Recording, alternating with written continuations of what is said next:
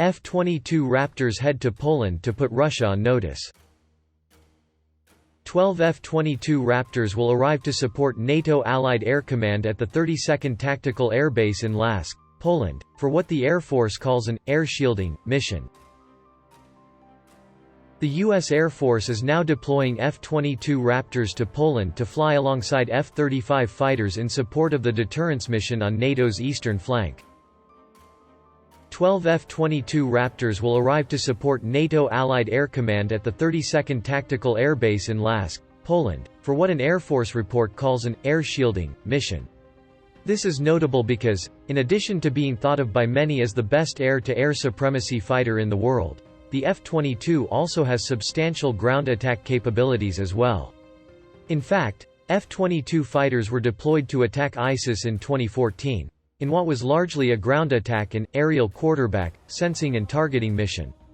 With this in mind, the F-22 could also function in critical ways to hold enemy ground air defenses at risk. Certainly, an F-22 fighter could use its stealth and speed to evade detection in order to fire precision air-to-ground weapons at enemy ground locations, especially surface-to-air missile systems. In this capacity, the air shielding mission could also function defensively as a deterrent against ground-launched enemy rockets and missiles.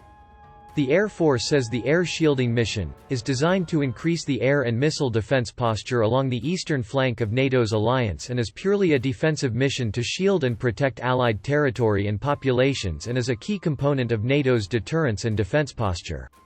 It is not surprising that the Air Force report would highlight defensive in its mission description, as placing fighters close to the Russian border is likely to make the Kremlin very nervous. While the Pentagon certainly does not want to signal any kind of offensive strike, the F-22 Raptor is known as a first-to-attack weapon. This capability could certainly contribute to NATO's deterrence posture in defensive missions by ensuring that long-range rocket and missile launch sites could quickly be destroyed should Russia contemplate attacking NATO. Russia's long-range capabilities have caused issues for Ukraine, as it has not had the air superiority necessary to destroy Russian rocket and missile launchers and has therefore been victim to countless missile and rocket attacks on civilian areas.